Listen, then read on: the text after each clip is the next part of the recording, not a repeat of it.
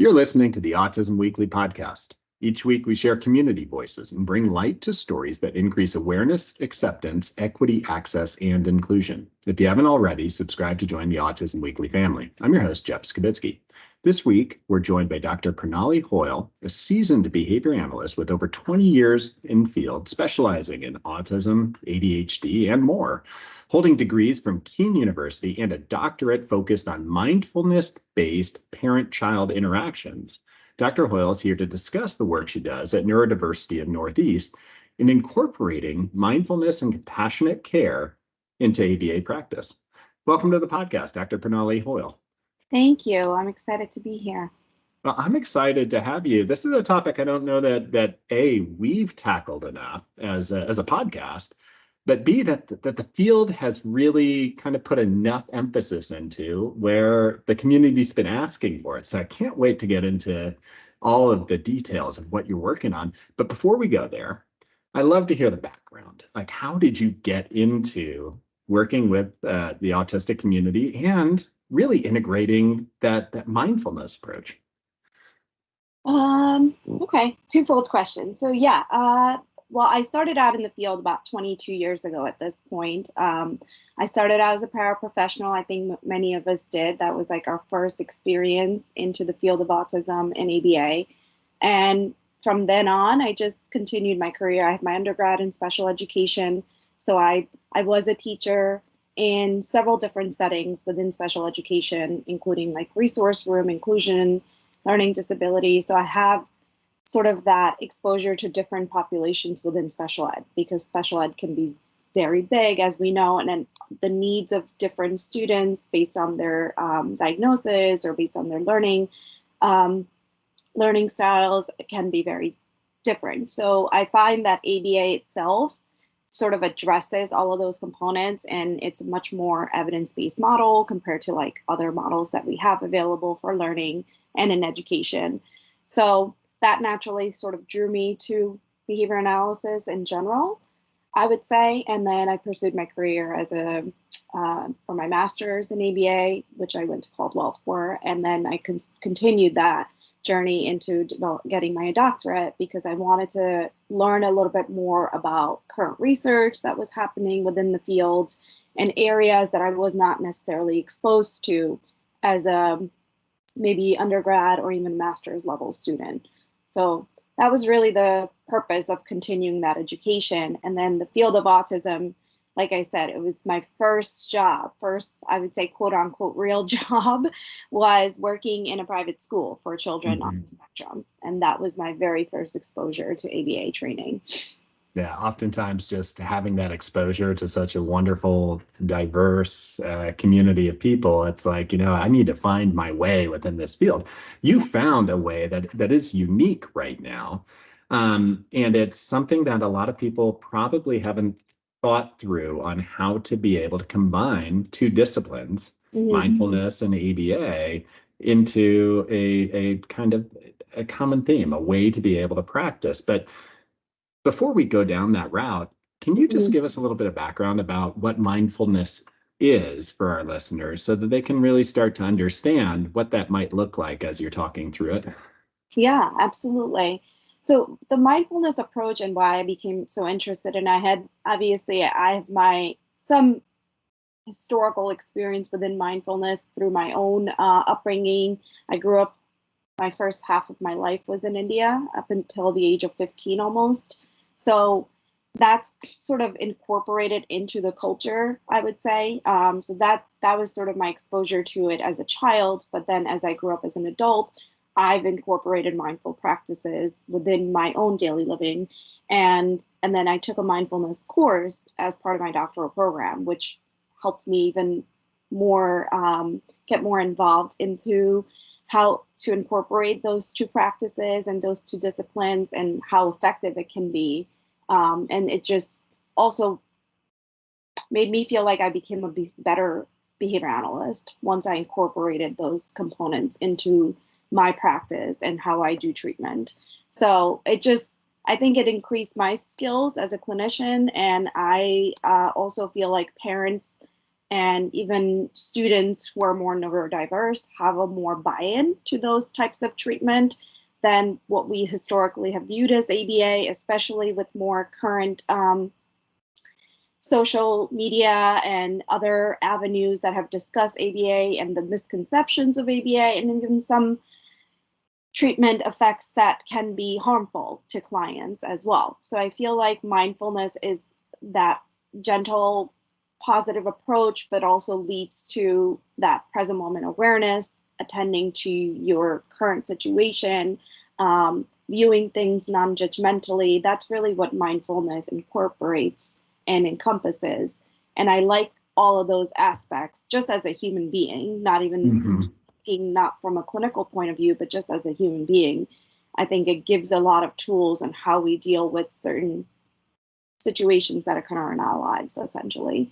So I think it's just because I enjoyed it so much more in my private life, I think, and that increased my interest in the research aspect of it. So it's really become a great tool within my practice, at least. Absolutely. And I mean, you mentioned it. It's the human being in all of us. Yeah. It's not whether or not I identify as neurodiverse or neurotypical, or I mean, it's more what skills do I walk away with when I'm living a more mindful life, when I'm practicing mindfulness. If you were to break down, like, I'm walking away from really engaging in mindfulness. Are there maybe 3-4 things that are skills that you're saying, whether it's being able to kind of, like you said, live in the moment, be centered, being able to kind of understand your own presence? I mean, are there certain things that we all walk out of utilizing mindfulness that we should kind of think about as those are the skills that I really want to gather? Yeah, I mean, based on the research that I've conducted so far, and as part of my dissertation, there was a huge component of the literature review. There's research out there on mindfulness and how it can be effective in educational settings. It obviously has health effects. There's a lot of mindfulness-based intervention research that was done in the 90s and in the 80s that also show effects of mindfulness with patients with anxiety, patients with other medical conditions. And I think sometimes as behavior analysts, we tend to only tap into research that's readily available to us, or what we're being given access to within our field. And sometimes it's useful to explore other fields and how they've used these types of interventions to improve mental health conditions and other factors that are associated with autism itself, right? So I think that one of those components, what I would say is the effects that I see are very different depending on the individual and how long they practice, and is the practice consistent. One thing I will say is some of that impulsivity, I do see some reduction in that naturally. And then there are socially significant effects. Sometimes we don't see the clinical effects. Even within my dissertation, there were definitely like effects that were not clinically significant, but very socially significant. So I think that's another component. As behavior analysts, we look at that, does the trend, between the baseline and the treatment condition, is there an increase in specific targeted behavior responses? But sometimes you may not see that right away. Sometimes that takes a very long time to see that. But the social significance of it and what the parents reported specifically within our social validity measures was very crucial to the study. And I think, all treatment is about empowerment. It's about giving somebody the opportunity to be able to live the life that they're hoping to be able to live. Absolutely. But there's barriers to this. Whether, say, my mind is constantly racing and I can't get myself to kind of slow down and be able to make the decisions that are going to empower me, that's a barrier. That's something I have to work on. Whether it's a lot of times with those who are identifying themselves as autistic, is that there's sensory issues. Yeah. And if I constantly have sensory issues and I'm not listening to my body, there are going to be issues. So how do you adapt some of these mindfulness practices for some diverse conditions like autism and ADHD, where some of these barriers maybe are more prevalent? Maybe they're more susceptible to kind of having these barriers in their life. Yeah, absolutely. So, there's that research component of what's been shown to be effective. So mindfulness, there's research by Kabat-Zinn, who's also done research in educational setting in public schools where he's implemented mindfulness, specific mindfulness techniques, including journaling, taking a walk. There are certain soles of feet treatment, which is not something I'm exposed to, and this is through literature review that I've learned about these different techniques within my dissertation. And what I use in practice is I consider what prerequisite skills are present for these individuals. So, with mindfulness, there's a lot of, just like with ABA, sometimes we equate that to discrete child teaching. With mindfulness, there's a clear distinction between mindfulness and meditation. So meditation is not the only way to achieve mindfulness, which I think sometimes can be a little bit of a tricky way to explain. So you can go for a walk, or you can eat a favorite food, and there's something called mindful eating, which I can later talk about when we go into more feeding and those specific types of disorders. But there's different techniques within mindfulness, and as we individualize treatment for any learner within ABA and use different techniques that are available, mindfulness itself has so many different interventions that you can individualize. So for my learners that are younger, we work on maybe doing yoga for a few minutes a day and just focusing on the deep breathing exercises, teaching learners to breathe through their nose and out their mouth. Just that skill alone, we work on that through video modeling or imitation.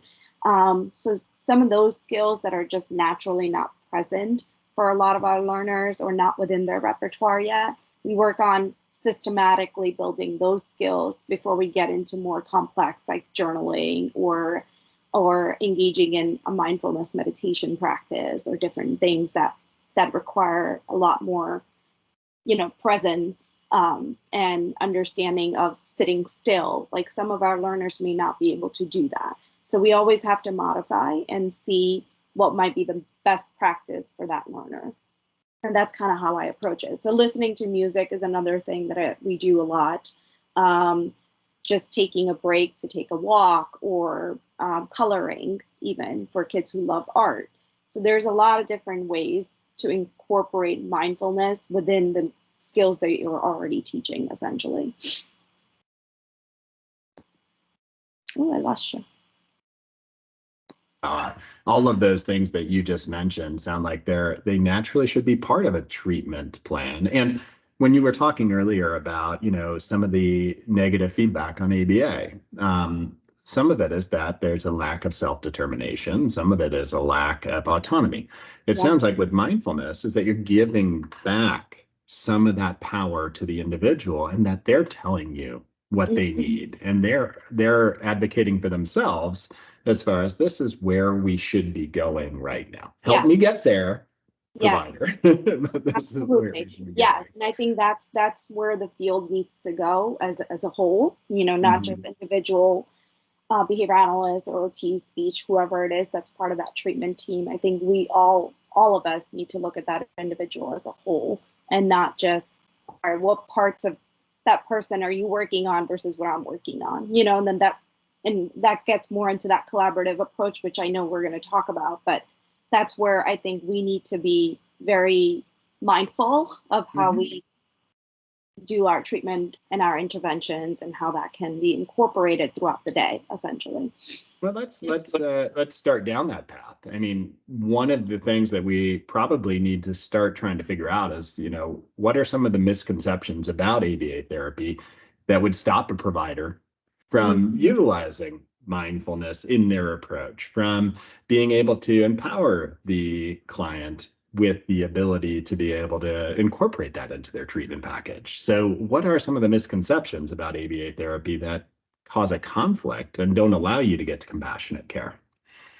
Yeah. I mean, that alone is definitely a very broad topic, I would say, but from my perspective and, what I've learned through the field and attending conferences, I recently attended the CASP conference, which was amazing. And one of the presenters there and definitely spoke from a autistic advocacy perspective and somebody who's also on the spectrum and also working in the field as a technician. So there's that dual component of having somebody who clearly has some of those barriers to learning, but can also provide treatment in a compassionate way. I think those are our biggest tools for learning as behavior analysts ourselves, like observing those people and listening to what they have to say. So keeping an open mind, even if that leads to something that we need to be doing differently, that's okay.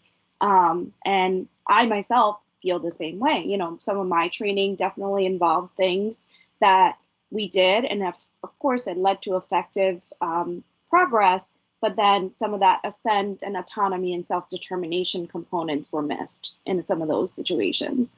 And that's where I as a clinician, I'm just trying to be better as well. But what I will say is the misconceptions definitely stem from, you know, previous research. It can stem from some of the information that's available out there, you know, especially now that we have so much access to misinformation in general. So many aspects, not just in ABA, but there's misinformation in every field, I would say. So there's so many things like fad treatments that come out that parents think are going to be successful or, you know, lead to some sort of cure for autism.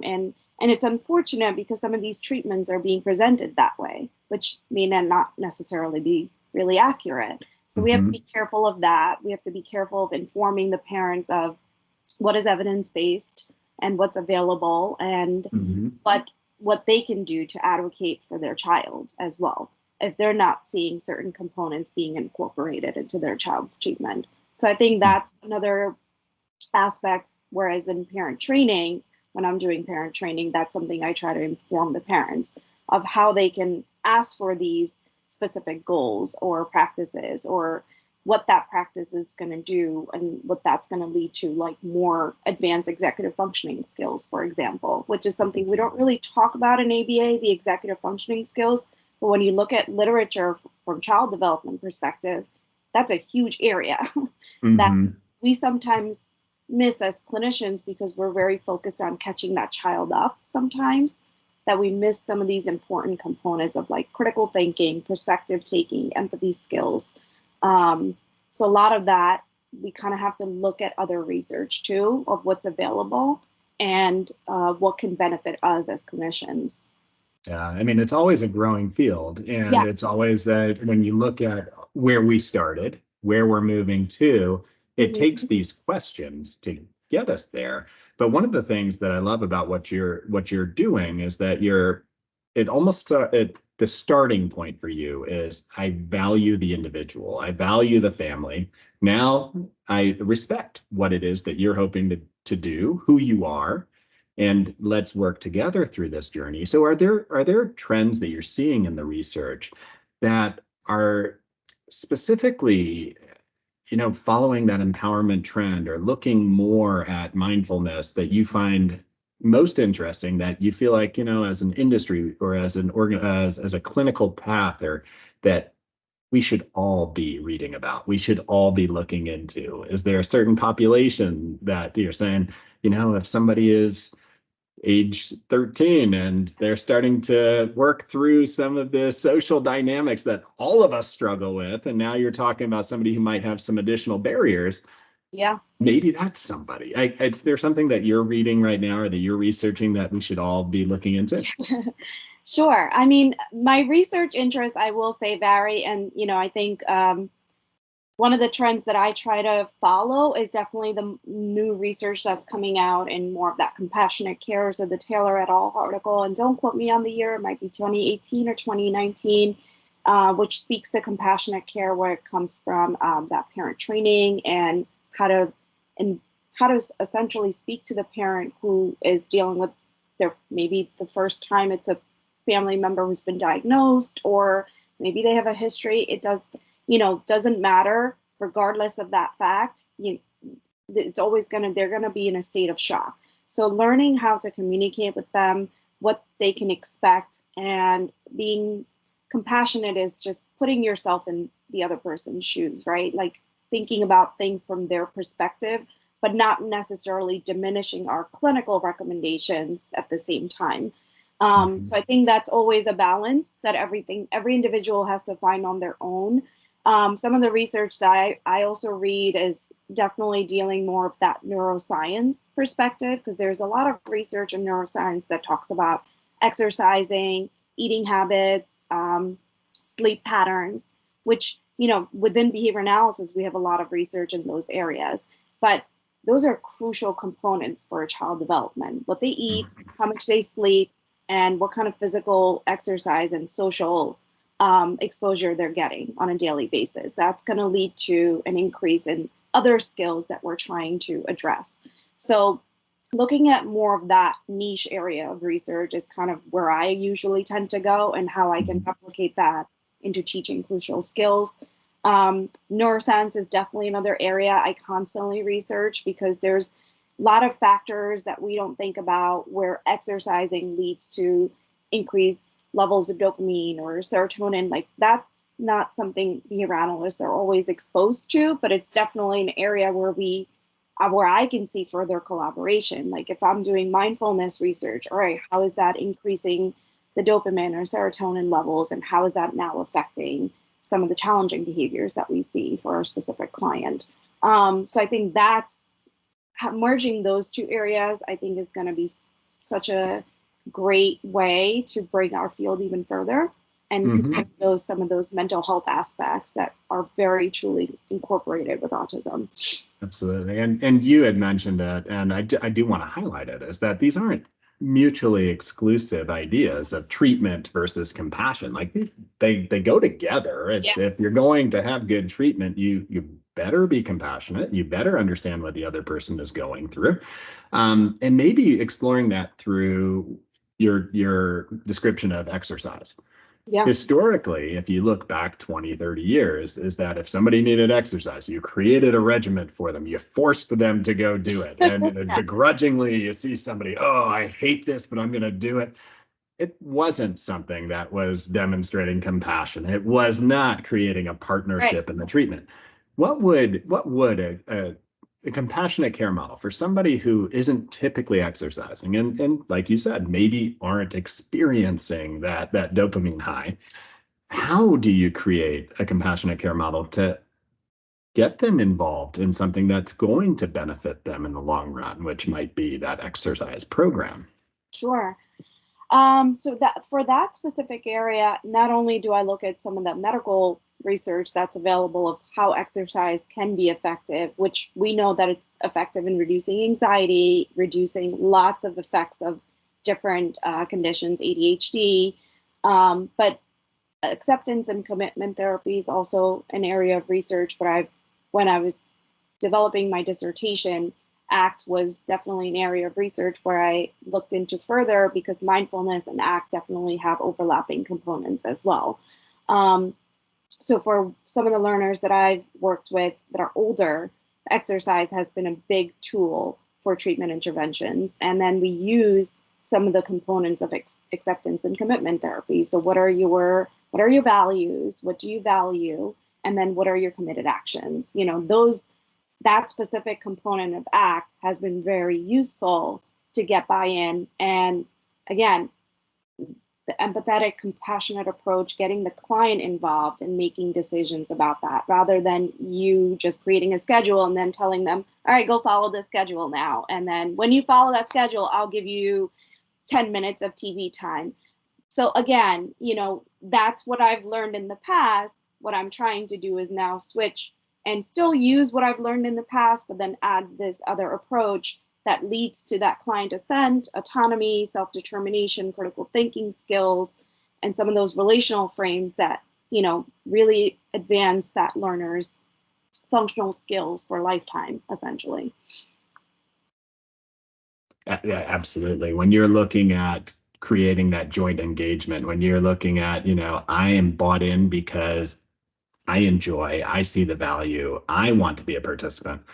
Of course, that's going to work better. It works better for me. Like, if I don't want to go exercise, somebody says, Jeff, go exercise right now. I'm like, no, And I'm not going to do that just because you told me to. So, I mean, it makes sense. Yeah. But let's talk about this. I mean, you put a lot of effort into feeding and mindfulness with feeding, compassionate care with feeding. Same sort of structure could exist. You could run into, if you're doing it wrong and you're forcing somebody to eat stuff they don't want to eat, you're going to create more anxiety, more power struggles, more control issues. So how do you tackle that in the way to be able to increase somebody's nutrition, their diet, to be able to help them perform better, but doing it in a way where you're not creating more problems? Yeah, no, absolutely.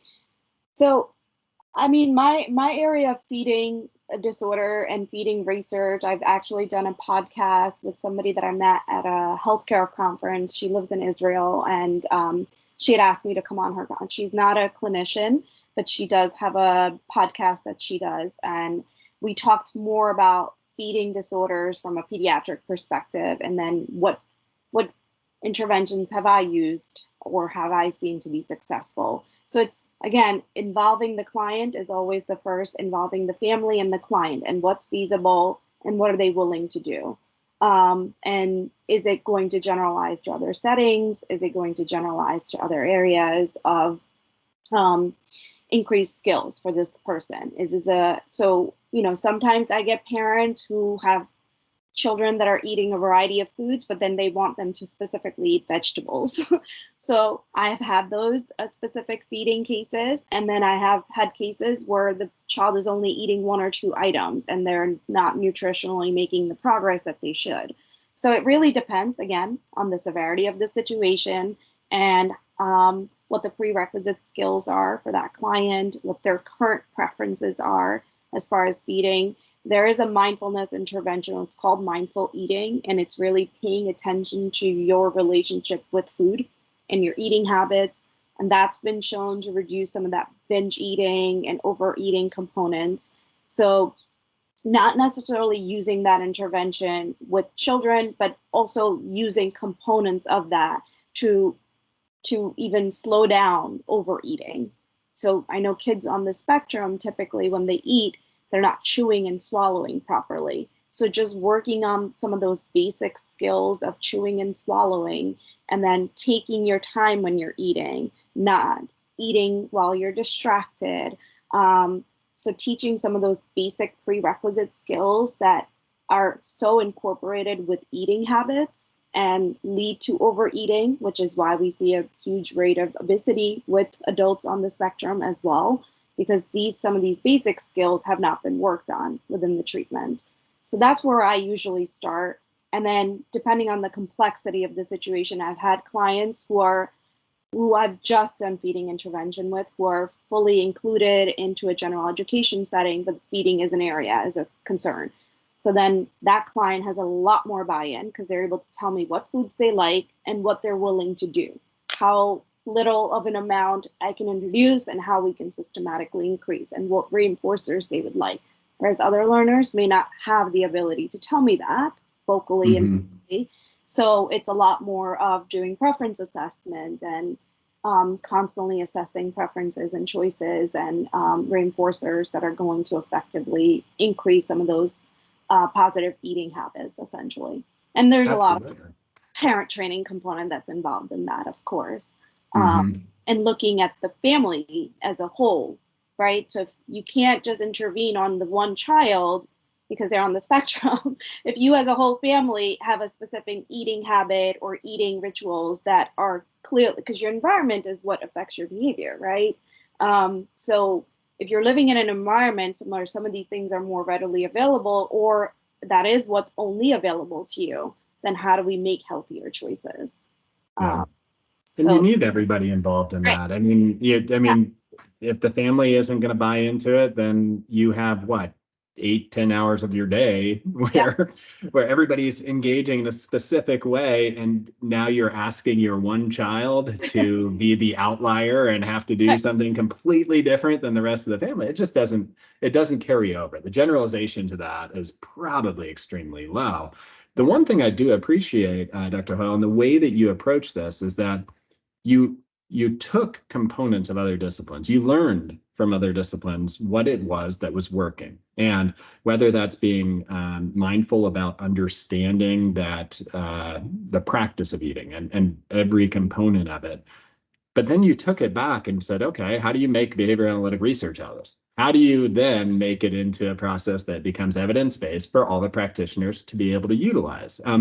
And those are the pieces that I think that I get encouraged with our field and the way that they're approaching it, is that the more open-minded we are, the better we're going to make our specific discipline, because we're evolving as time goes on. Yeah. But what are your suggestions? I mean, you spoke to the fact that parents have to be really involved. You've already engaged within the whole industry of ABA to say, listen, let's evolve our research.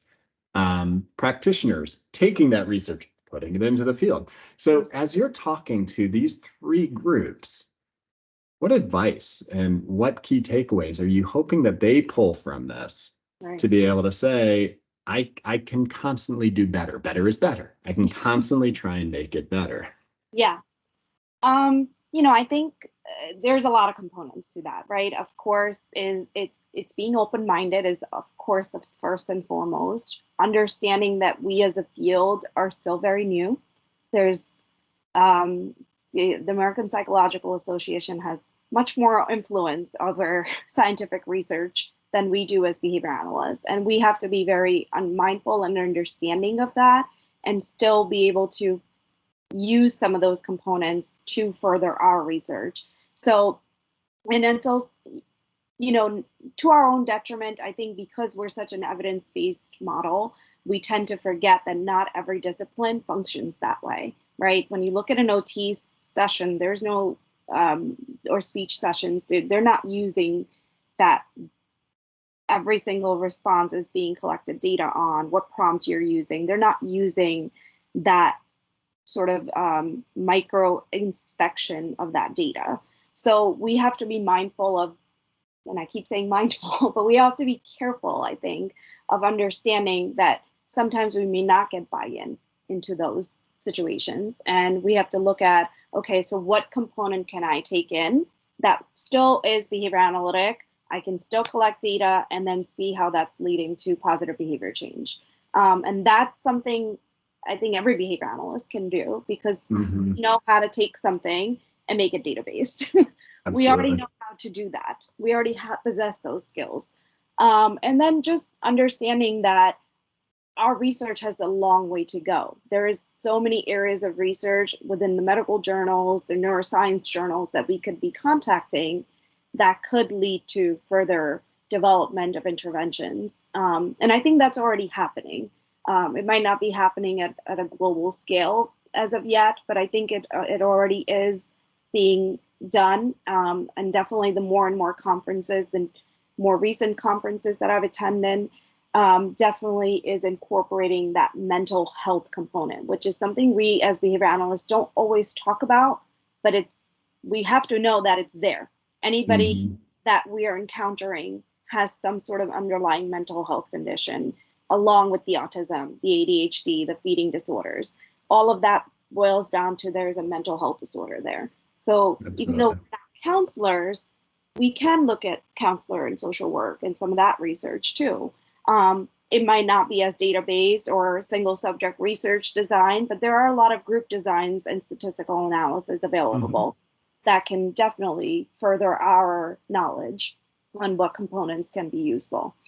Yeah, I mean, you just mentioned it right there, but the ABA's access to being able to continuously put out single subject research designs, it basically is like asking for us to look at other technologies, other techniques, and apply them and report back what our findings are on a regular basis. And that's how you create more evidence-based strategies to be able to apply. So I appreciate the fact that you're saying that and that you're encouraging others to kind of have the open mind to say, all right, so what is it that I can pull out that would potentially help my client? And then I'm going to take the data to be able to say yes or no, it's working, and then share that with the field going forward and create more research as we're moving through this. So where can our listeners go to learn more about mindfulness and compassionate care and the resources and research that you're applying to this topic? Yeah, absolutely. So, I mean, there's definitely articles being published, and they may not always be in the journals that, like I said, that we as a practice read, but there's definitely research that's been published in Behavior Analysis in Practice regarding mindfulness and mindfulness interventions. As I mentioned, there's research from John Kabat-Zinn. There's lots of books on mindfulness and parenting using mindfulness techniques. And then my dissertation, I've published it on ProQuest. I'm still working on the publication to a journal. It's something that I'm aspiring to do. And my company, Neurodiversity of Northeast, which is still in its infancy stage, I would say. And there's definitely work that I want to do and continue to do within that business or within that professional avenue that I have available to me right now. I work as full-time as a clinical director, but my goal is to continue finding projects that sort of inspire me as a clinician as well, and continue collaboration on research as much as people are willing to collaborate on this topic. Because I think there's still people in the field that steer away from this research because it does deal a lot with private events, and we are very much about observable, measurable behaviors, right? Which is very understandable, but our core dimensions do relate to mindfulness research, and I think it's just about being creative. For example, within our dissertation, I took data on lots of different responses. It was very difficult to do at times, but it was something I really wanted to look at. And for some of the responses that we collected data, we didn't see a big difference between that baseline and intervention. But then in other aspects, the social validity measures is where we saw more of that current sense of competency scale. The mindfulness skills that I used definitely had more of that AB, baseline intervention effects compared to like the direct data that I was taking. So I think sometimes we have to realize that it might take a little time before we come up with specific observable terms for some of these behaviors and responses that we're looking at. Doesn't mean it can't be done. Well, I appreciate what you're doing, and I'd encourage you to continue to challenge the thought process, because that's what makes us all better. So, but thank you so much, Dr. Hoyle, for coming on to the podcast today and sharing your research, your passion, and just your knowledge set on these issues. Thank you. I'm very excited. Thank you for having me. Thank you for listening to Autism Weekly. We hope you tune back in next week to learn more about autism in the real world. Autism Weekly is now found on all the major listening apps, including Apple Podcasts, Google Podcasts, Stitcher, Spotify, Amazon Music, and more. Subscribe to be notified when we post a new podcast. Autism Weekly is produced by ABS Kids. ABS Kids is proud to provide diagnostic assessments and ABA therapy to children with developmental delays like autism spectrum disorder. You can learn more about ABS Kids and the Autism Weekly podcast by visiting abskids.com. Thanks for tuning in. See you again next week.